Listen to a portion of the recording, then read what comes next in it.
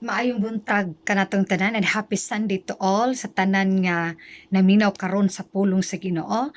Wherever you are, I hope and I pray nga ang pulong sa Dios nga inyo madunggan karon makahatag og dugang kadasig ug kalig-on sa matag usa ninyo ka mga kinabuhi, especially nga ang crisis nga atong giatubang karon is wala pa gyud siya mahuman.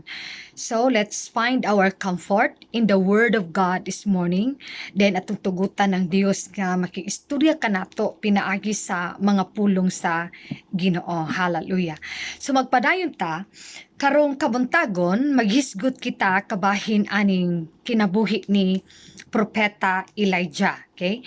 Nga mabasa nato sa 1 Kings chapter 17 and chapter 18. O gikan ani nga istorya nga basahon na lang ninyo sa inyong mga balay kay taas kaayo siya nga istorya, diha nimo mapamatud-an imong makita unsa ka powerful and full of authority ang pag-ampo ni propeta Elijah. Okay? Diha nimo mamatikdan, diha nimo makit-an, diha ka ma-encourage unsa di ay kagamhanan ang pag-ampo. Okay?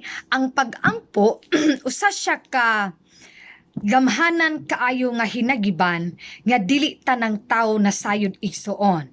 Okay? Mao na nga karon ato siyang tukion aron mas madungagan ang ato ang mga kahibalo, ang ato ang kadasig sa pagsabak sa mga pag-ampo kay wala gayoy laing sulbad niining tanan nga atong giatubang karon. Dios ra gyud ang solusyon og atong pagahimuon is mao ang mga pag-ampo. All right. So from the story of Prophet Elijah nga atong makita unsa kagamhanan ang iyang mga pag-ampo. So we might wonder why nganong ang iyang pag-ampo, siguro mo ingon ka nganong ang pag-ampo ni propeta Elijah dili kasing effective sa imong mga pag-ampo ba, dili kasing powerful sa iyang pag-ampo, dili pareha sa iyang pag-ampo nga full of authority. So ang iyang kinabuhi naa di ay siya'y sikreto nganong nga naingon ani ang iyang lifestyle nga sa diha nga mutawag siya sa Dios, makita nato nga murespond dayon ang Ginoo in power. Okay? Kung ang Dios ni Elijah karong kabuntagon is mauusab ang imong Dios isuon, is wala kay angay nga murabag mingka nga usa may naa ni Elijah nganong inanak man ka responsive ang Ginoo kaysa sa ako mga pag-ampo kay probably naa siguro kay mga pag-ampo nga dugay ra kay inyong giampo pero wala gyapon gitubag sa Ginoo. Dili pareha nga ni Elijah nga sa usa lang ka pagpamilok mutubag dayon ang Ginoo sa iyang mga request. So mo na atong tukion karon unsay sikreto ni propeta Elijah nga wala may special, walay favorite ang Ginoo. Ang yang Dios mauusab ang atong Dios, di ba?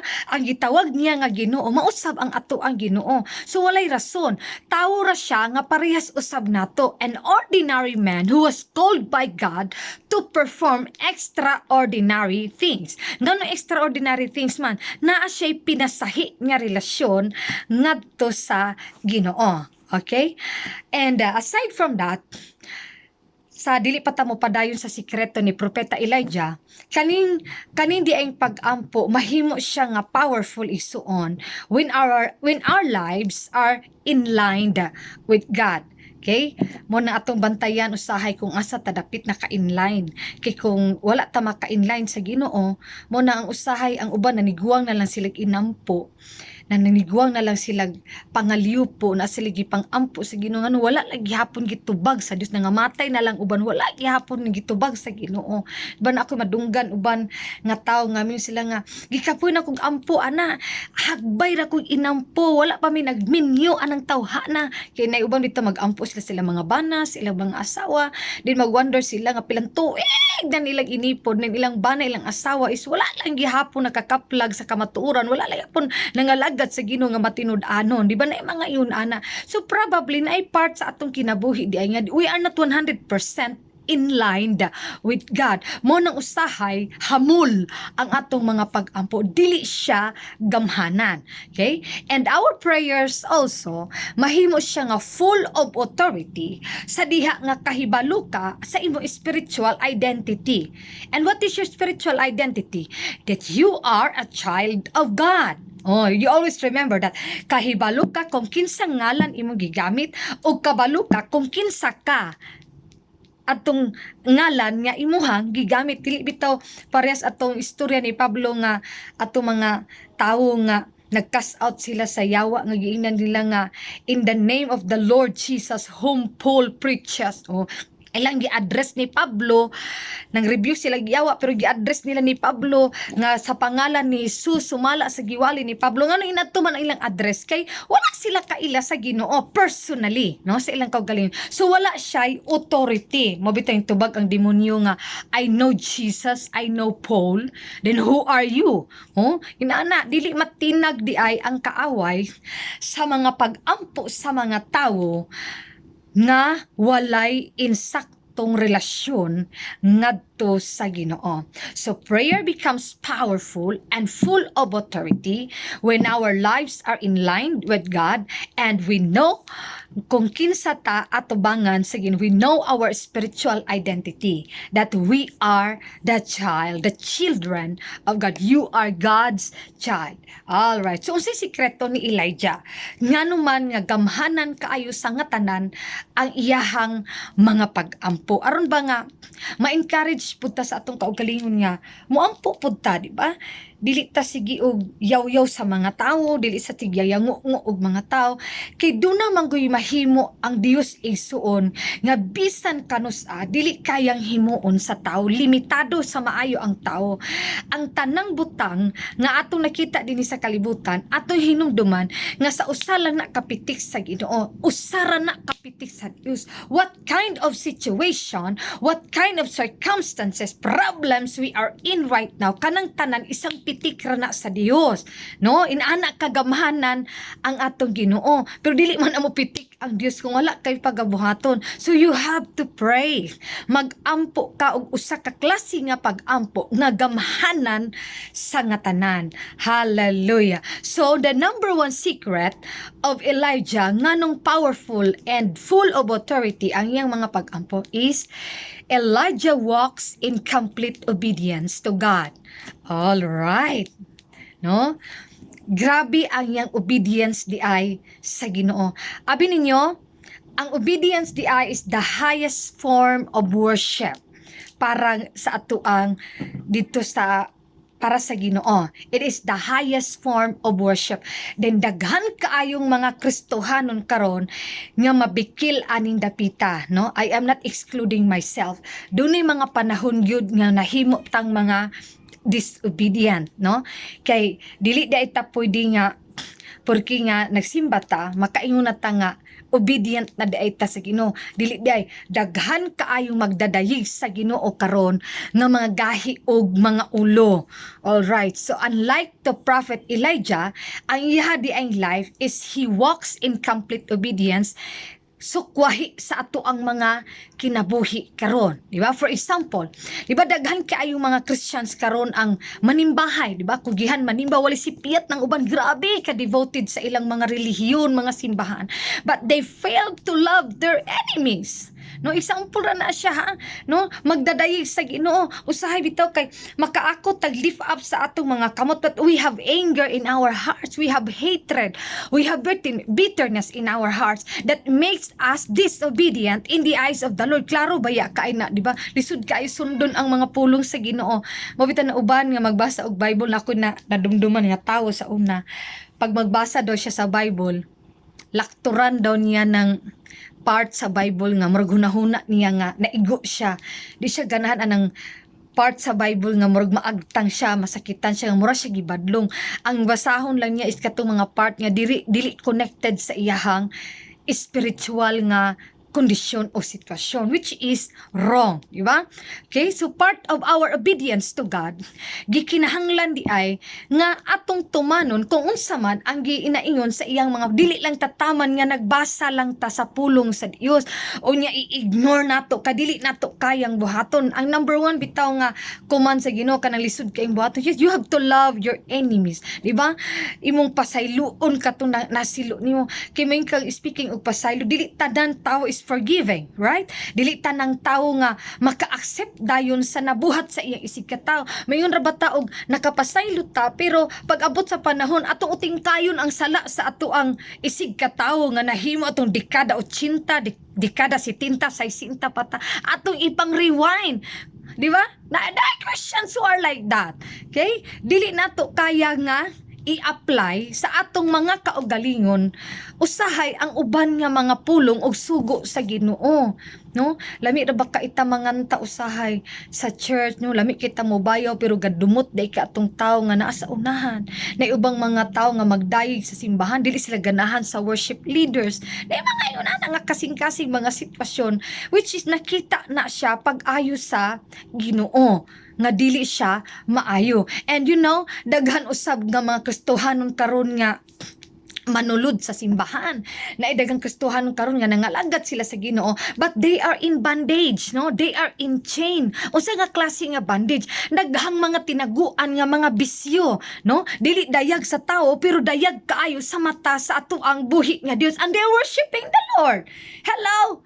Hallelujah, no? They worshiping the Lord kay matud pa nila ang Ginoo grasya, ang Ginoo gugma, no? Lahi baya ng Christians nakalahi na nang nakaila ka sa Ginoo person. You are not unbelievers. Dili ka pagano nga tawo nga wala ka makaila sa Dios. Ang Kristohanon dapat lahi nga klase ang kinabuhi nga naa nato. We are not in bondage anymore if Jesus Christ is in our lives. Di ba? Mao na nakaingon. Na sige lang tag-ampo usahay, pero it is not effective, not powerful, kay daghang mga tinaguan. Diba, daghang Christians karon nga na ay mga bisyo, mga dreadful vices, na ay mga Christians karon nga manigarilyo pa, no? Na mga Christians karon nga manginom pa og mga makahubog nga mga ilimnon. Nahubog sila karon mutawag pud sila sa Ginoo. Nanigarilyo sila karon, mayon sila gaampo sila sa Ginoo. Na ba na ingon ana nga klase nga life? The God whom we are serving is a holy God. Hallelujah. So dapat makita sa ato ang mga kaugalingon ang pagkabalaan sa Dios. Mabalaan dai ka ana nakaingon ana nga bisyo. Na mga tawo karon nga kabalo sila, nakaila sila sa Ginoo, but they are in a sexual immorality, no? Kind of life na mga adulterous nga mga tao. So those are the kind of life most people have nowadays. Ug mayon ba yan na sila nga nagampo sila, mayon na sila nga nagtawag po na sila sa Ginoo, nakaila po na sila sa Ginoo. Walay tao karon nga wala nakailag Dios, pero madiperensya gitang tanan when it comes to our personal relationship with God. Number 1 gining obedience sa mga pulong sa Ginoo. Okay? Ang atong pagsunod. Just like Prophet Elijah. Si Propeta Elijah nga sa iyang pagsunod sa Ginoo, he followed God with all his heart, no? Walay mga reserbasyon sa iyang kaugalingon. Ug unsa gani ang ipatrabaho sa Ginoo sa iyaha ginang buhaton bisan pag ang katumbas ana ang iyahang kinabuhi, di ba? Ang part sa iyang ministry is ang pagwarn sa mga tao, sa mga sala sa mga tao. Mo na iyang assignment sa unang panahon. Wala siya gipili nga mga tao, wala siya gikahadlukan. Bisan si King Ahab and the wife of King Ahab, no, Queen Jezebel, iyahan ang gi-warning sa ilang mga sala, and he was not afraid of that, no, to warn them of their sins, to turn away, di ba? Turn away from your sins, stop worshiping Baal, kasi Baal dili siya tinuod nga Dios. The God of Israel is the only living God.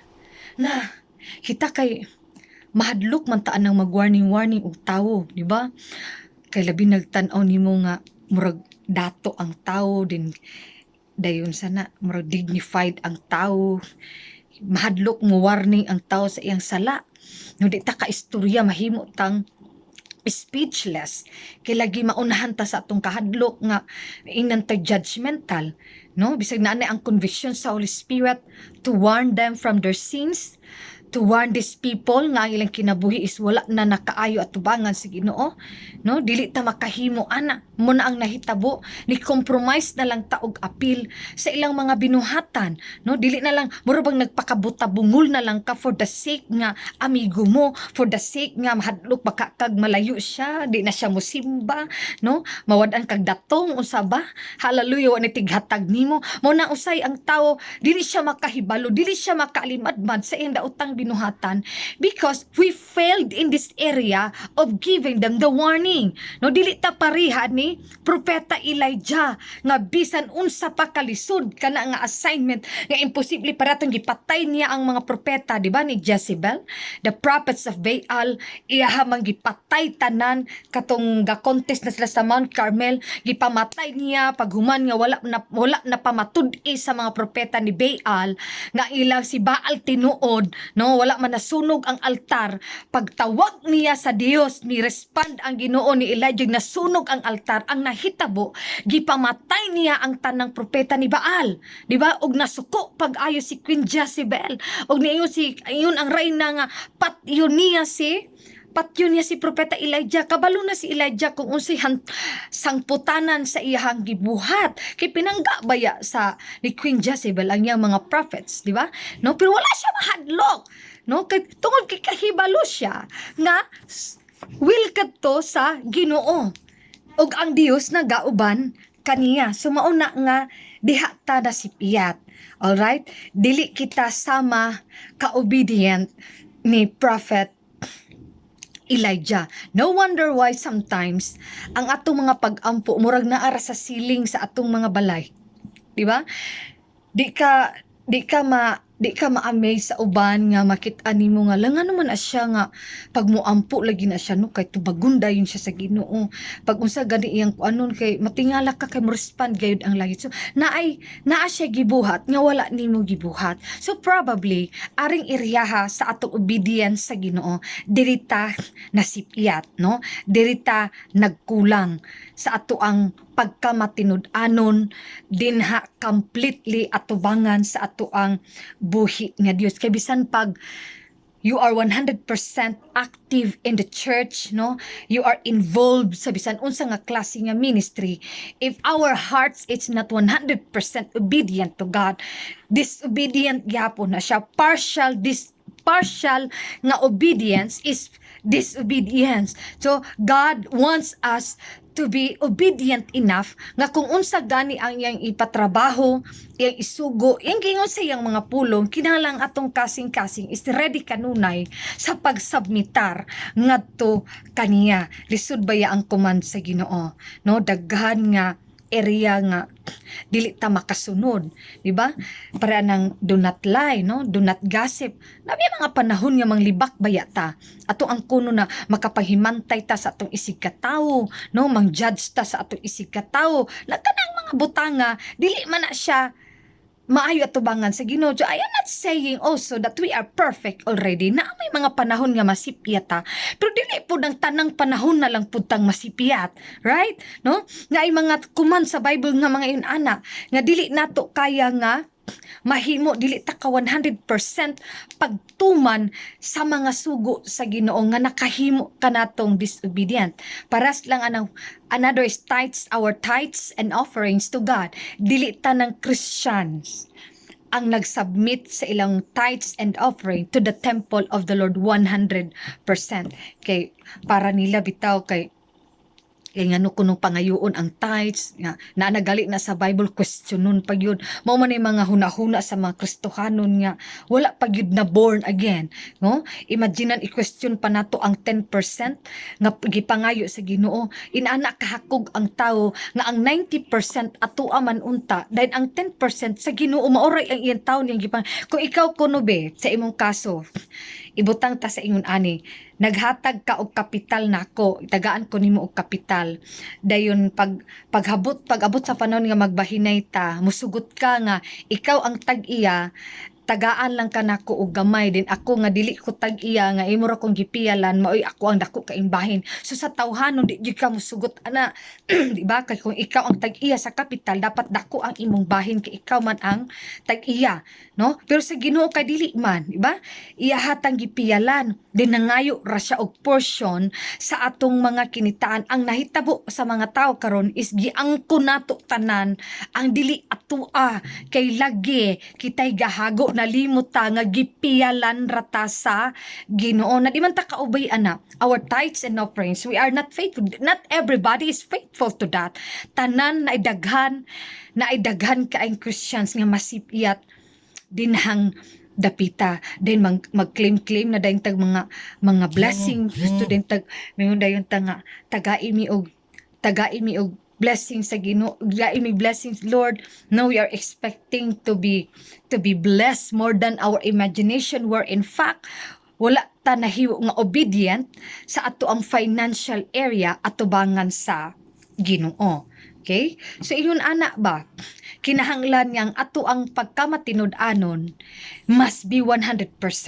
It is not pareha og siling nga muhalang, but let it be nga mao ni atong desire sa matag adlaw nga tagaan tag obedient heart sa Ginoo sa tanan nato nga pagabuhaton. Okay, number 2, Elijah was a man who heard God.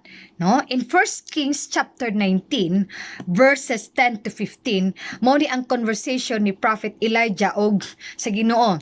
No, nagtubag-tubag sila ang ilahang mga kung unsa ang ipabuhat sa Ginoo. So siya di ay personally is nakadungog yun siya mismo sa tingog sa Ginoo. No wonder why ngano ang ministry ni Prophet Elijah iyon anak na lang ka powerful ug iyon anak na lang ka effective tungod kay nakadungog siya sa tingog sa Ginoo.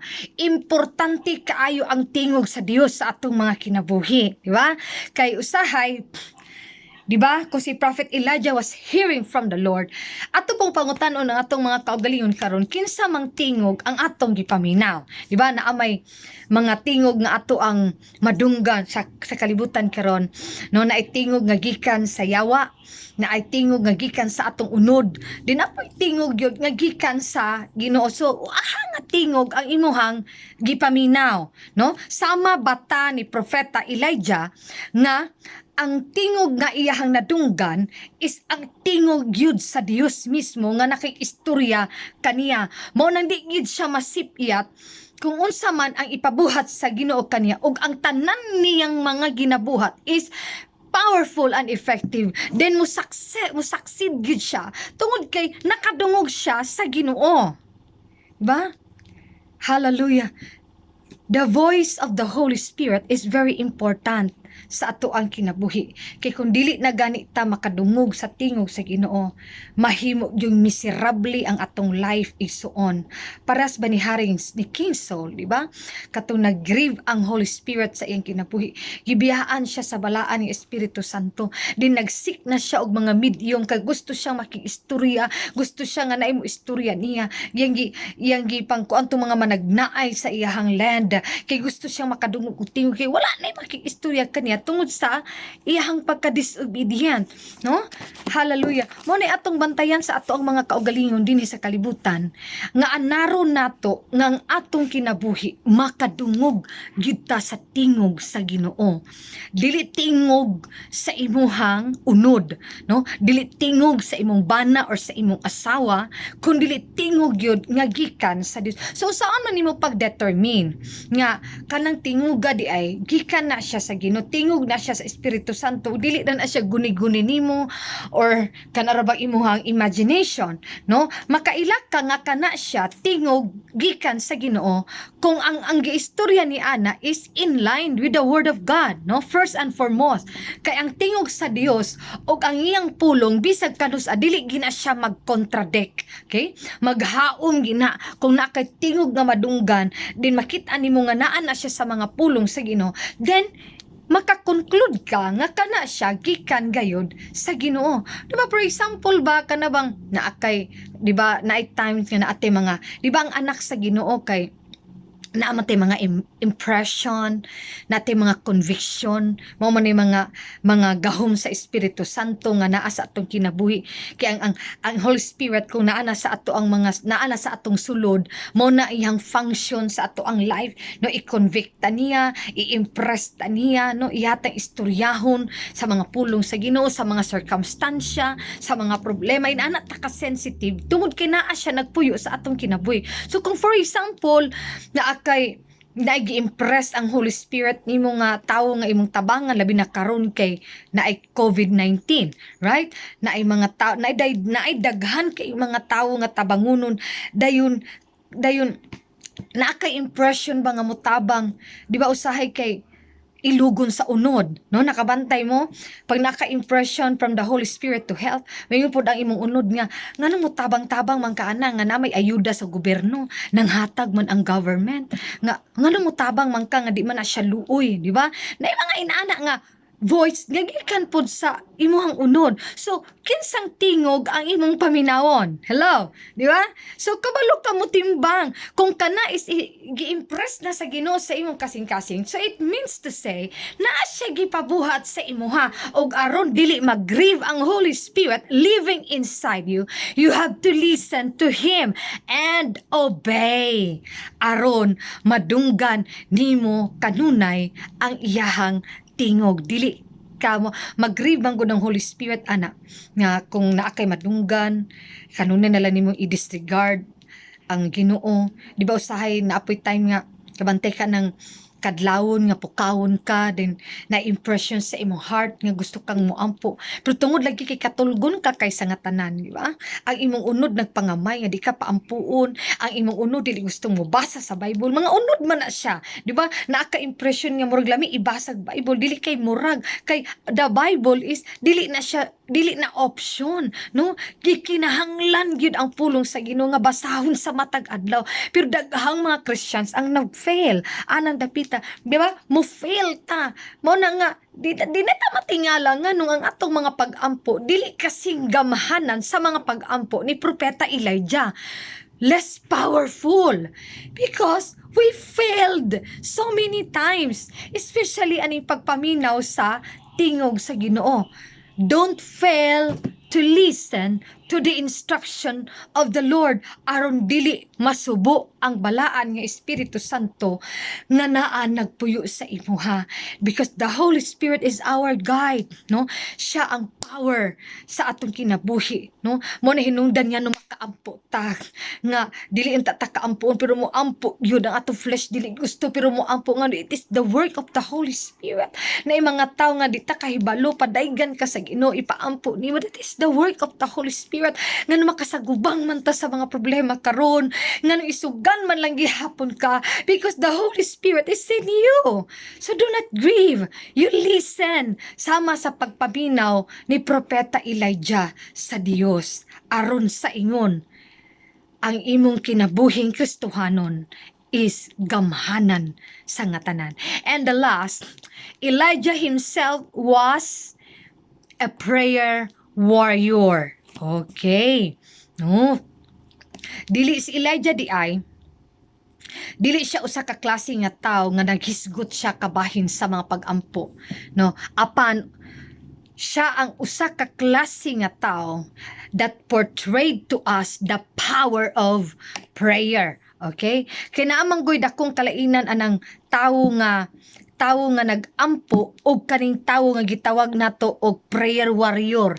Dili baya tanang tao gaampo karon is pareha tag Dios nga gitawag, no? Mo disagree ko ana kanaming mito nga hoy pareha ra man tag Ginoo nga gitawag, di kita pareha Ginoo, no? Kay kung pareha pa tag Ginoo tibuok kalibutan tanan, kung pareha pag Dios ang tao nga gipangalagaran nato tanan, walay mga bit karon, walay mga palahubog, walay surgarol, walay mamamatay tao, walay mga uwagan, mga unsa pa na diha mga ngilad nga binuhatan, walay mga inanang tao karong mga panahon na masipiat man ta Pero dili gid anang inana nga lifestyle nga klase nga kinabuhi. Lahi ang Dios sa uban, lahi ang gitawag para ni Prophet Baal, di ba? Katong mga worshippers ni Baal, they worship Baal, right? Si Baal ang ilahang Dios atong panahon na daghan bitaw mga Dios karong mga panahon na nga mo giampuan sa mga tao, gipangbutang nila sulod sa ilang mga panimalay, mga santos nga hinimo sa tao. So dili ta pareha Ginoo kay ang Dios nga akong gitawag personally, my God is a powerful God and He is the God of Elijah. He is an unseen God, the all-knowing God, the omnipotent God, He who sits upon the throne. He is the God of Israel. Okay? Mauna nga lahi tag Dios. No, lahi ang inyong Diyos, lahi ang butukin sa ang inyong Diyos. But my God is the God of Israel. Hallelujah. Ang prayer warrior di ay nga tao is someone who knows that prayer is not just talking and listening, but a prayer warrior is someone who knows that prayer is a battle. Okay? Pakigbugno o pakigubat ang mga pag-ampo, no? Dili lang ni siya nga yes, ang prayer is a two-way communication, no? Mo istorya ka, then naminaw ang Dios, then mo istorya ang Dios, then ikaw na pud ang maminaw. Ang warrior man God is usa na siya ka klase nga tao nga kabalo siya sa iyang kaugalingon nga the moment nga moampo siya, no, he or she is entering into the spirit realm, no? Mao na nga mabasahan nimo sa Matthew chapter 18 verse 18, ingon ang Ginoo, assuredly I say to you that whatever you bind on earth shall be bound in heaven, and whatever you loose here on earth shall be loosed in heaven. So ang pag-ampo, in other words, is a spiritual battle. So dili siya physical nga pakigbugno, but a spiritual, but mo na ang gibuhat ni Propeta Elijah. Usa ka klase nga pakigbugno tungod kay ang iyang kinabuhi is in line with God 100%, no? Mo na nga full of authority kaayo ang iyahang mga pag-ampo. Muyukbo yun ang tanang mga demonyo kung si Prophet Elijah na ang mutawag sa Ginoo. And take note, ang iyang mga pag-ampo nga mabasa nimo sa chapter 17 and chapter 18, dili mga ordinaryong mga butang ang iyang gipangpangayo sa Ginoo, no? But he prayed for an extraordinary things, and you will wonder why nganong iyon ana na lang ang pag-respond dayon sa Ginoo, no? For example, in 1 Kings 17:1, he prayed for a drought in the land. Diba? Now Elijah, in 1 Kings 17:1, now Elijah, who was from Tishbe in Gilead, told King Ahab, as surely as the Lord, the God of Israel lives, the God I serve, there will be no dew or rain during the next few years until I give the word. Hallelujah! Na, imagine na, nga dili muulan, no? 3.5 years. James 5:17, no? 3.5 years nga gipangayo ni Propeta Elijah nga dili muulan o wala gyud hing ulan. Inana ka authoritative, full of authority ang iyahang mga pag-ampo. Sayunan mo ana. Hello. And now, inana ba pudta that when we pray and when we ask God, tumanon bagyud sa Dios, pakit-on ba kag padaygan baka sa Ginoo, dayon sa gahom, sa katungod nga aron ang imong gipangayo iyang unuran. Nako i-share nga testimony ninyo. Last 2005, na aming mission exposure dito sa Pangasinan sa unang panahon. Then it happened nga na amin na-encounter nga tao dito sa Pangasinan nga papa siya sa young people nga amo apong giministeryuhan. And then, wako kabalo unsay background, unsay klase nga tao to siya. Gidala mi sa iyang anak kay gusto di ay siya nga ang iyahang papa ma-deliver. So giadto namo siya sa akong classmate, no, nangadto mi didto. Then pag adto namo dito mga isuon, nakita jud nako ang naong sa maong tatay nga dako kay siya nga tawo mo siya agta, no, dako siya naong isug kay siya naong. So kani bitong tawo nga we are in constant communication with the Lord. Di ba, ma-sense nimo ang espiritu sa tawo. There is really something wrong with that person. Then I started nga murag nanimbarot akong balahibo niyo ko sa Holy Spirit nga naagi something ani tawhanag Ginoo. Moto ako siyang gidol kami sa akong class, midol na mo siya. Then wala na may paligoy-ligoy, amo din giampuan ang maong tawo, no? Giampuan namo, gilihans namo na durumi ampo dugay-dugay yung taod-taod na mo pag-ampo. Then pag human na mo pag-ampo mo tuo mo sa dili, ang iyang naw nilandag, no, hinlandag bagkalit iyang naw. Day kay di ay katong tawhana is na involved di ay siya sa witchcraft. Then matud pa niya ha, ning testimony siya pag human na mo og prayer niya nga gapadulong pa daw mi niya ang iya kunong lawas aswaton sa bad spirit kay palakwon. So gusto sa daotang espiritu nga mulakaw siya. Pero natingala siya nga nung gusto siyang motindog og mulakaw, dili daw siya katindog. Ang iya kunong lubot kay murag daw gilansang. Na imagine ninyo na ha, murag gilansang iyang lod nga maoy nakaingon nga naampuan gid namo siya adto ang higayuna. And to God be all the glory. Ang iyang kinabuhi that day and anang orasa og anang panahona gideliver gid siya sa Ginoo nga mao'y nakaingon nga nakapang-harvest siya atong yung sa mga tilapia ba to, mga pansat ba to, wala niya papaulia, naghimo og dako kay murag kumbira, nagluto siya, gipakaon niya, naghilak ang iyang anak kay dugay ra din yang giampo ang iyang papa nga ma-deliver gikan sa kamot sa demonyo. And that was the appointed time nga gihatag sa Dios adtong pamilya nga iyang amahan nakasaksi gid sila nga gideliver sa Dios ang iyang amahan gikan sa kamot sa bisan unsa nga witchcraft activity, and that is authority. Okay, so imuha nga matagamtaman ka na nga klase nga authority basta kabalugig ka nga anak ka sa Ginoo. Mo ni si Prophet Elijah when he prayed for a drought for 3.5 years gituman gyud sa Ginoo. So in anak ka powerful ang iyang mga pag-ampo. And another is nag-ampo pud siya, di ba, atong anak sa babaeng balo sa Zarephath atong namatay.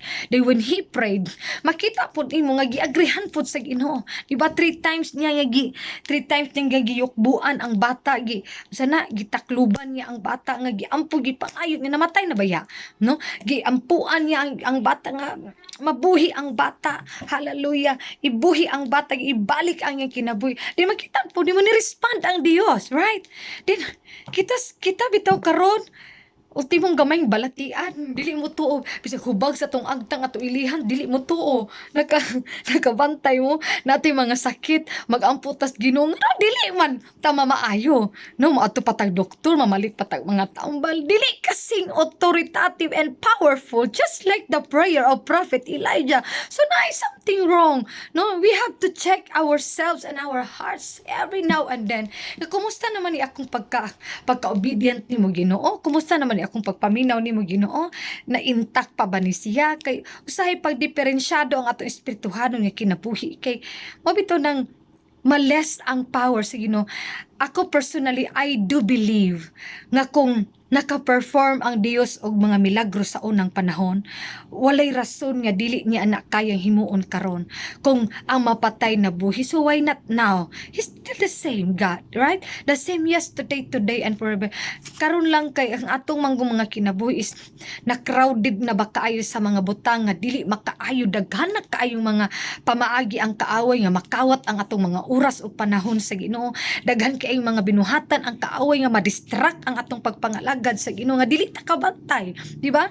Mao na nga ato yung kanunay susihon ang atong mga kaugalingon. And another thing nga giampo ni Prophet Elijah katong nagampo siya sa Mount Carmel, di ba? When he challenged the prophets of Baal kung kinsang Dios ang tinuod, kinahanglan i-prove nila kung si propeta ba, si Baal ba ang tinuod nga Dios or ang Dios ba sa Israel ang tinuod. So naghimo silang altar nga mahibalan saan nga kinsay tinuod nga Dios kung masunog ang altar.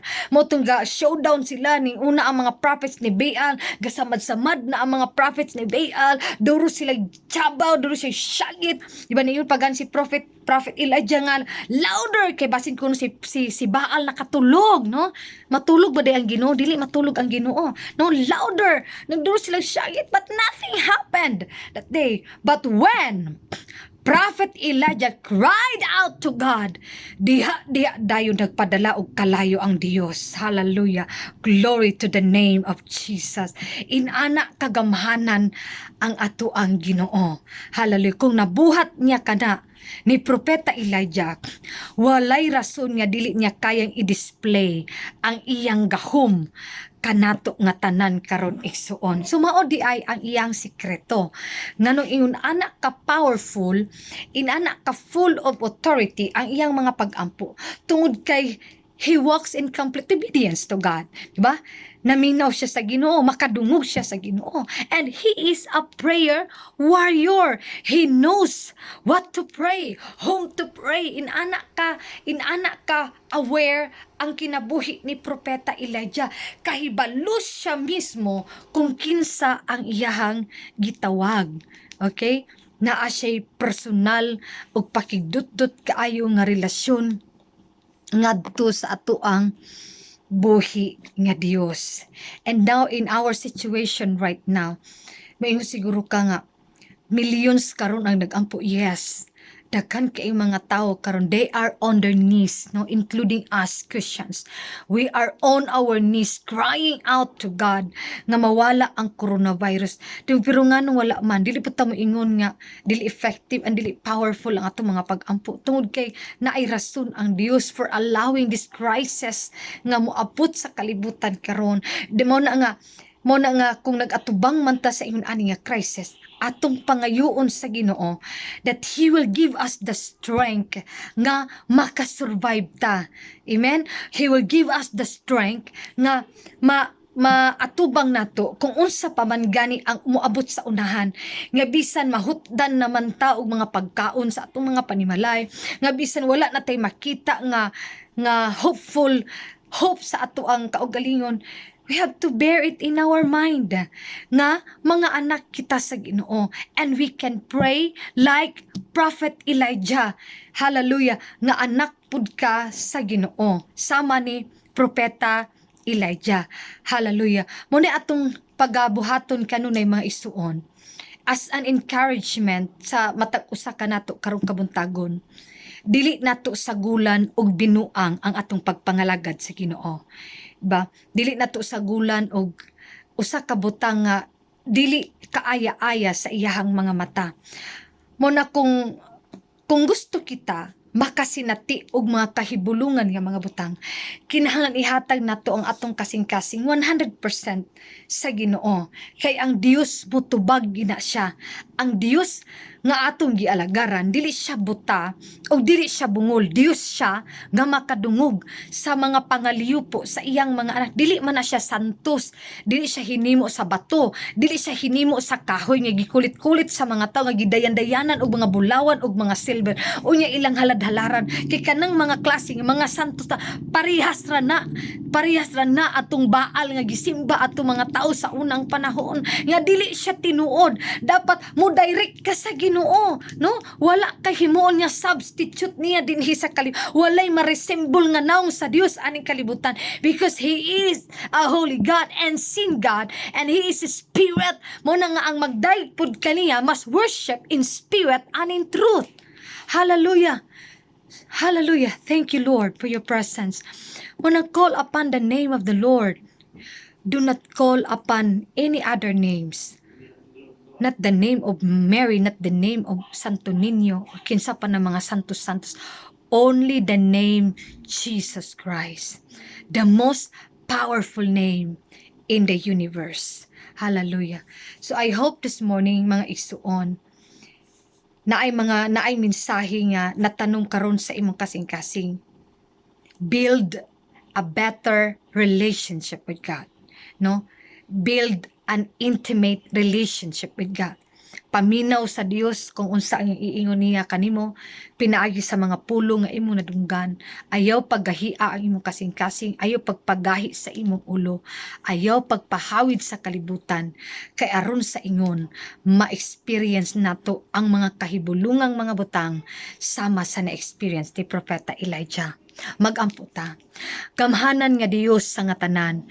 Ginoo karong kabuntagon magpadayon ako sa pagampo ni bisan kinsang kinabuhian nga naminaw karon. Wala ko kahibalo sa ilang panginahanglan apan ang imong kasing-kasing ug ang imong hunahuna anaa kaniya. You are an all-knowing God whom I serve and whom I know.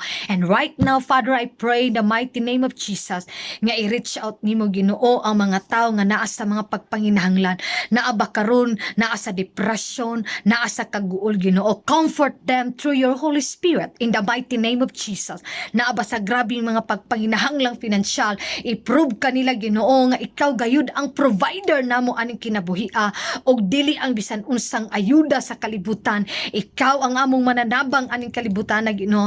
I pray, oh God, and declare healing to anyone of here right now na nagsuffer sa nagkalain-laing balatian Ginoo. Touch them in the mighty name of Jesus, for you are the God who heals and there is nothing that you cannot do, oh God. Hallelujah.